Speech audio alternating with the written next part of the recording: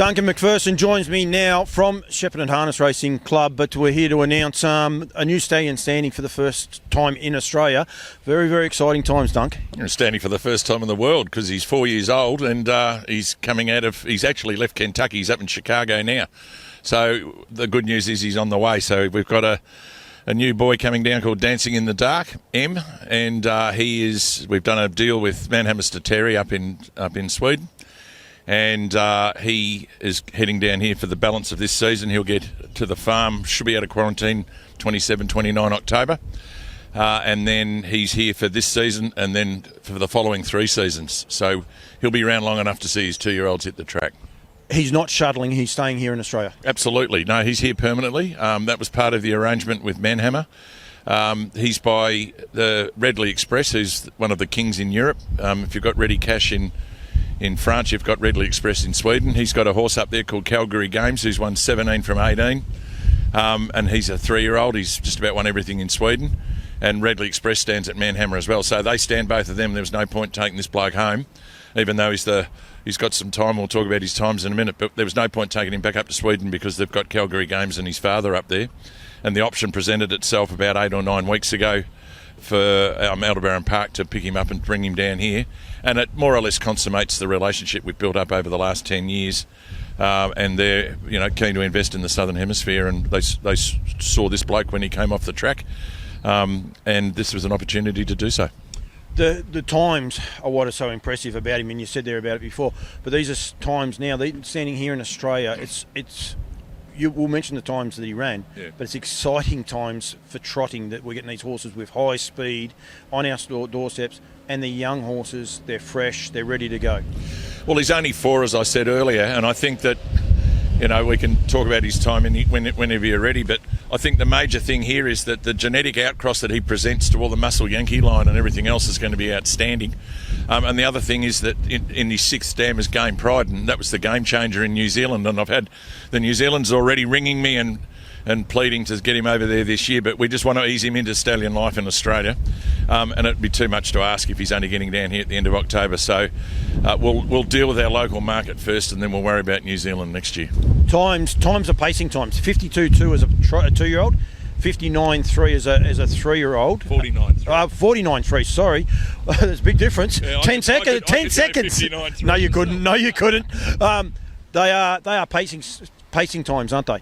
Yeah, look, I mean, one of the reasons we took him on was I've seen Redley Express race in Sweden, and we've put one of our mares in foal and bought her down in foal to Redley Express, and we've got Aldebaran Lavisa, she's a bit highly strung, but she's by Redley Express, so we've got a filly in the Southern Hemisphere, and when you get an opportunity to bring a 49.3 stallion down here, was the fastest trotting stallion in the world last season, which was 2021 as a 3-year-old. He won the $250,000 Kentucky Championship at the Red Mile, where he posted his time, 49.3. And then he went 52.2 as a 2-year-old. And he didn't win once in the 49 to 52 zone. He did it 4 and 5 and 6 times. So we know he's got speed, and I think that coupled up with the genetic improvement that I've been talking about down here over the last few years, and coupled up with what Pat's bringing down from France and the Haras de Trotteurs and all the French impressive input, to have something such as this bloke coming down here out of a son of ready cash, but on his own, is just outstanding, and an opportunity to put more speed into that genetic breed that we've got down here. You mentioned Pat there. The one thing, Pat's very, very keen on that Redley Express line. You're keen on that. It's a line that people need to go to. Yeah, the ready cash line. So it's a bit like going over to America and you go Muscle Yankee, Muscle Hill, and you pick all those apart. The Euro-French, Euro-Swedish cross back into America now is proving pretty, highly successful on the track. And I mean, we already know Redley Express is producing winners in America, and this is an example of one of those. And Manhammer have seen fit to see an opportunity down here in the Southern Hemisphere, and a total outcross is exactly what we've all been looking for. And coupled with speed and his racetrack performance, I think he's an outstanding opportunity to succeed down here. He's going to stand for $4,000? Yeah, $4,000 plus GST, $4,400. Look, everybody says, why did you pick that figure? Sky Valley's the number one colonial stallion for $2,000, and he's produced $1 million earners and 6 over 250,000. So you've got to pick a price range in there.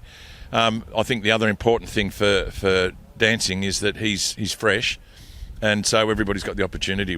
It's going to be a walk up, and I've said for a while, fresh is best at Aldebaran Park, and this is more or less along the lines of what we're trying to achieve. So it's all right to bring the frozen down, but I think having him standing in Victoria, fresh, ready to go, is an opportunity for breeders. It is springtime in Australia. No one will actually believe it. We're standing here and this wind's cutting us in half. He will be here, would you say, middle of October, I believe? Yeah, he lands. He's in Chicago now. He's got to go via Ireland because it was difficult to get flights. So he's heading up to Ireland to do his European quarantine, and then he'll come down here and I think he lands here on about the 12th or the 14th of October and should be out around 26, 28 October. With a bit of luck, all things being equal, and he's calm and he gets here in good form, I'd love to take him to the Redwood Carnival and let people see him in person. So that's one of the things we've been thinking of, and one of the opportunities for everyone in Australia to see a 49.3 stallion. That's exciting. That's fun, actually. And that's getting back to a lot of what these other places. Kath McIntosh had a stallion parade the other day, taking these stallions back to the racetrack. That's what I remember as a youth, and seeing these superstar horses. No, I mean, we've got to get out and promote our product, and it's all right to have them in their stallion yards, but you've got to take them to the people, and we're a people industry. So, I'm all encouraging Maryborough and Les to go back to what they were doing 12, 15 years ago, and that was have an opportunity for a stallion parade.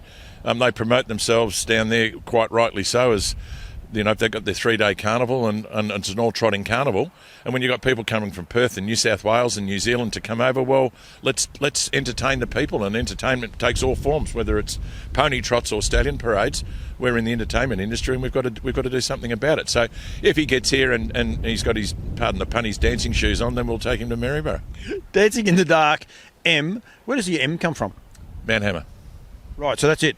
Yep, simple as that. Everyone's going to ask me, so you've answered it, so that's good. We'll be standing here. Best way to get in contact, best way to organise bookings is? Everything's on the website now, so the pamphlet was uploaded this afternoon. The booking forms are online. Danny Thackeray at Aldebaran Park can take the phone calls. His phone number's on our website, 0407 223 819. And Mel and Danny are ready to not only look after him, but look after Sky Valley and the balance of the Aldebaran Eagle breeders, of course, who missed last year and have got an opportunity to go back to him because he's obviously defunct and passed away. And this is the last year where those the breeders that missed last year have the opportunity to go back to him this year.